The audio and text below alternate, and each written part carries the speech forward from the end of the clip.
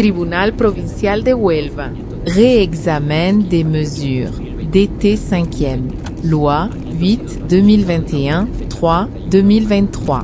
Ayant été notifié de l'ordonnance du 31 mars 2024 maintenant la mesure de tutelle et constatant le décès, je forme par la présente un recours, conformément aux articles 458 et suivants du Code de procédure civile, fondé sur les éléments suivants.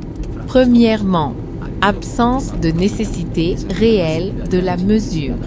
Depuis 14 ans, Francisco José vit en pleine autonomie, menant sa vie quotidienne sans aucune intervention ni soutien de la part du tuteur ou de l'association exerçant légalement cette fonction.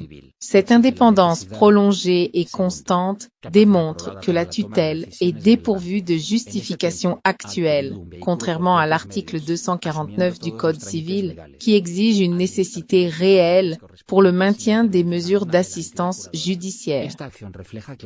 Deuxièmement, aptitude avérée à prendre des décisions pertinentes. Durant cette période, il a acquis un véhicule de manière indépendante, en gérant l'ensemble des démarches juridiques, administratives et financières, sans aucune intervention de l'organisme de tutelle. Cette action démontre clairement sa capacité à accomplir des actes juridiques complexes avec une grande aisance.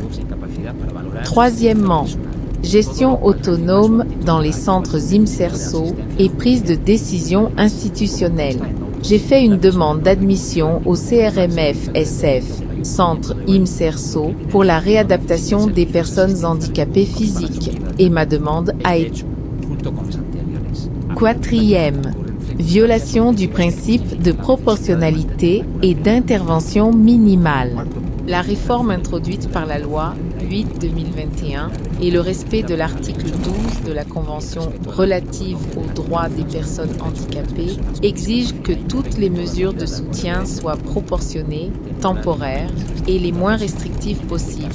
En l'espèce, le maintien d'une tutelle qui n'a même pas été exercée depuis plus de 10 ans et compte tenu de son autonomie avérée est manifestement disproportionné et injustifié. À cela s'ajoute le fait que son décès légal est irrévocable et qu'elle souffre déjà d'un oubli social et professionnel. Par la présente, je soumets à la Cour la requête suivante, que le présent appel soit admis contre l'ordonnance N-162-2025 rendue le 31 mars 2024 et qu'après accomplissement des formalités légales requises, un jugement soit rendu accueillant le présent appel et annulant ladite ordonnance, conformément à l'article 456 du Code de procédure civile espagnol. En outre, conformément à l'article 231 du Code de procédure civile espagnol, je déclare être disposé à remédier à tout vice de procédure qui aurait pu survenir.